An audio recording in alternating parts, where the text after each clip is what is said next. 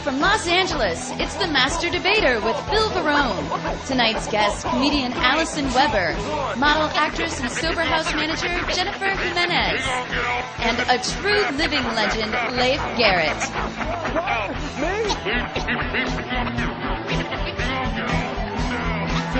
Hi, how you doing? Hi, everyone. Welcome to the Master Debater with Phil Varone. I am Phil Varone, of course. This is our pilot show. I'm so happy to be here. And I know what you're thinking. How did they give the drummer a TV show? Well, here, I have my own. Give it up over there for Rocky, of course. Hello. Thank you. And, of course, DJ Image. Come on, give it up over there. Yeah. Yo. There he is. But I have a great show lined up for you tonight. And as you know, I'm on Facebook and I'm just talking shit and you guys yell at me and all that fun stuff. So I decided to do it to the masses now. And I brought my friends to do it with me. And I'd like to introduce them. Of course, one of my good friends, a very funny comedian and a marijuana activist, Allison Weber, right here. Come on. Clap, clap, clap. Phil. Oh, I'm lovely. How you doing? I'm fabulous. Thank you for having me. Thanks for doing this. This is going to be fun. And of course, one of my good friends, the lovely Leif Garrett, everyone. Come on. Yes.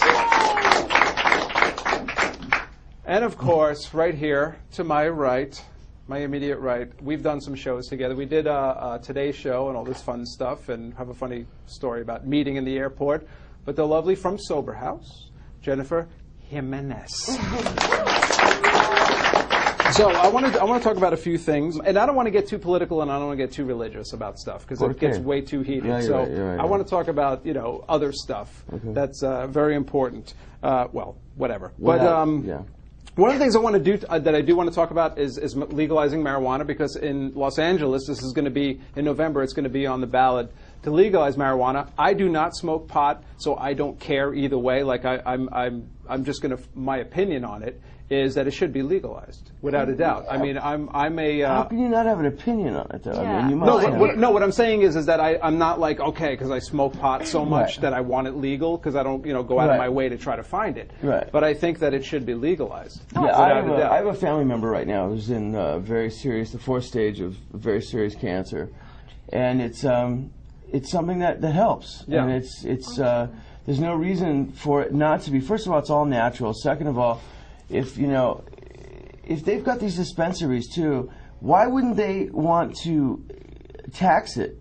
Right. I mean, I'm right now. Right. I mean, I think the problem is that the government's thinking if they tax it, then it becomes a viable thing, a legitimate thing like cigarettes and whatnot, and they don't want that to happen. But it's going to happen anyway. It's inevitable. It's already, the foot's in the door. You know what I mean? Well, let me just say this. Let me give you some facts real quick to let you understand what's happening with this stuff. As far as the marijuana enforcement, which is where the money is going.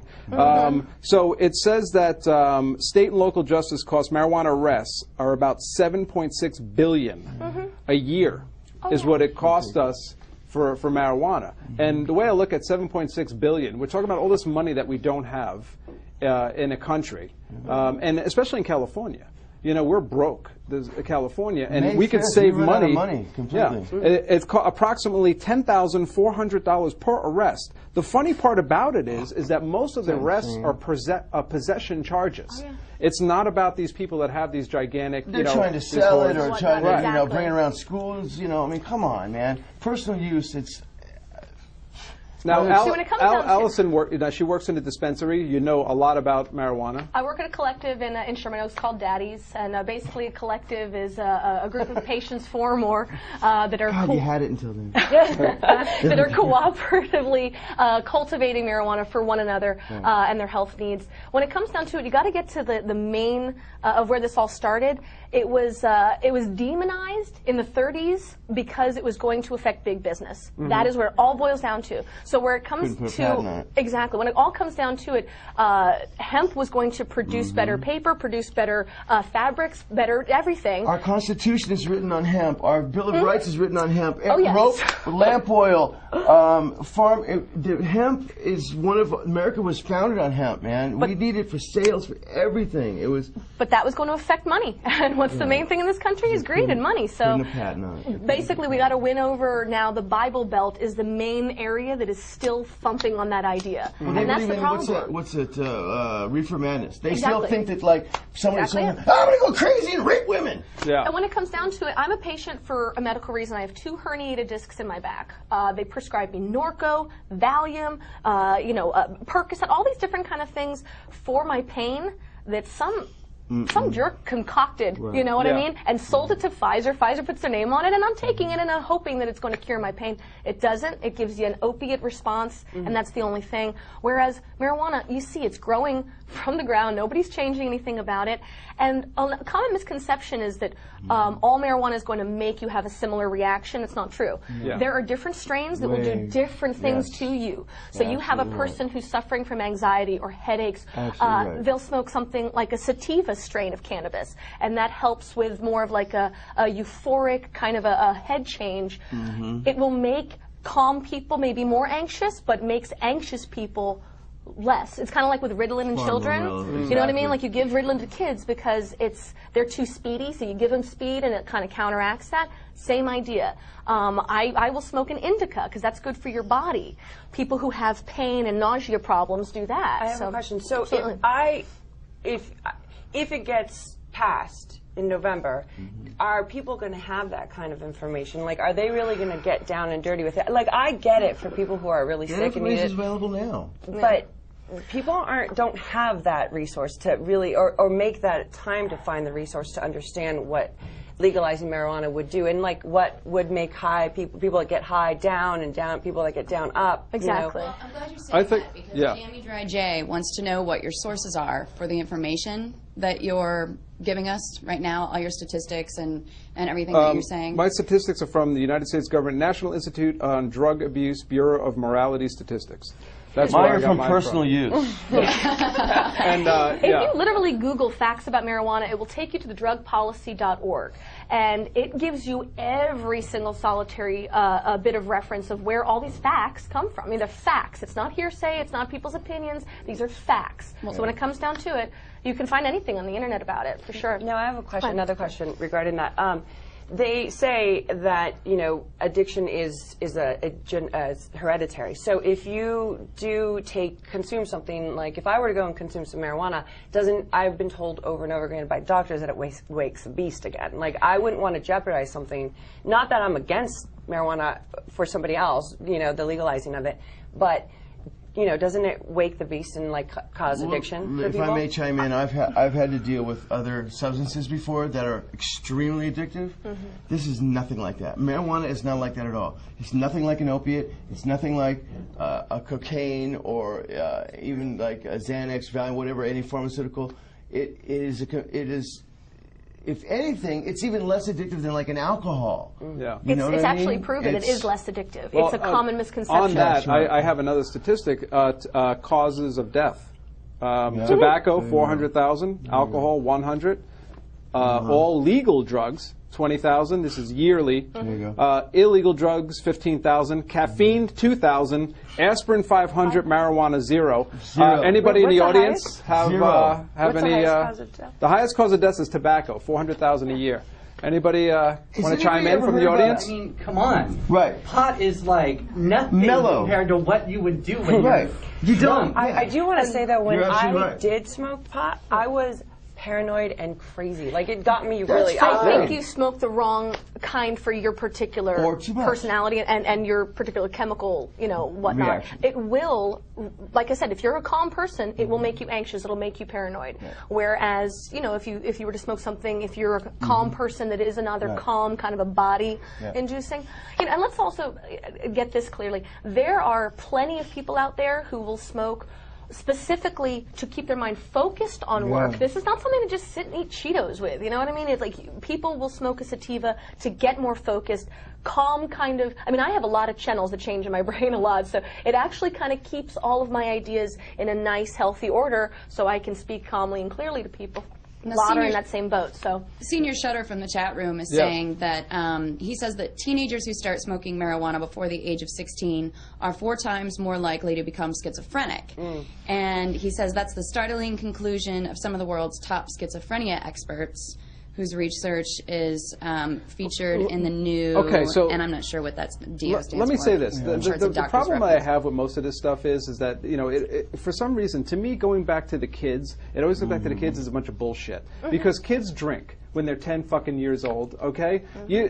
Kids do drugs, kids have sex, kids do everything. So to say that we're going to legalize marijuana and then start this epidemic that kids are going to go running the streets crazy is bullshit. I'm tired of fucking hearing about it. I'm a parent. You know, my daughter's going to be 18, I have a son that's 12. That's what it's, you know, they're a part of the life is for parents to go, you know, this is wrong, and try to guide. Exactly. You know, we can't do everything, but it's like the excuse of it's going to hurt the kids is just a bunch of bullshit. And I'm tired of people talking about it because bottom line is that we're broke. Okay, we're bailing out bankers that are screwing us over. We have no health care system. And bottom line is, if we're spending all this money per year to arrest people for growing something and smoking it's ridiculous. And if you think that this is anything worse than alcohol, I mean, alcohol, bottom line, is the worst thing by far as far as a legal substance. I'll bring up on the devil's advocate side of it. There is one issue I have that I'm worried about when we go for the full legalization is that the quality will be diminished. Once big major, no, I'm not even kidding with you. I'm not even kidding with you. It's going to be like Marlboro Kush, and it's going to be Camel OG, and they're going to mass produce it so much so where it's going to diminish the actual effect that you're getting. Right. Let me ask you this. Don't you think that because there is because it's illegal, it almost makes it like kind of more cool? Cool, absolutely. And once it is legal, who gives a shit at that point? I mean, do we really care anymore? That's 50% of it. Yeah, I mean, especially with kids, it's like, right. do we care? Oh, we can go buy pot at 7-Eleven. Who gives a fuck? You should be able to buy a pack of 20 joints. I mean, I'm thinking about when I was a kid. When I was 20, you know, before I was 21, I was sneaking booze and I was doing everything. When I turned 21. I barely drank. The idea I was is screwing. you're You're absolutely right, Phil. I you know, did drugs for many years, and you know, a drug addict is an addict, and we go through life in certain ways. And I missed work, and you know, I screwed up and missed time. I don't think that adding. I think that we're trying to nurture people a little too much. We're human beings. Let us make the choice. And then we're going to screw up. We're going to screw up. I don't think that, you know, giving me pot, I'm not going to smoke it.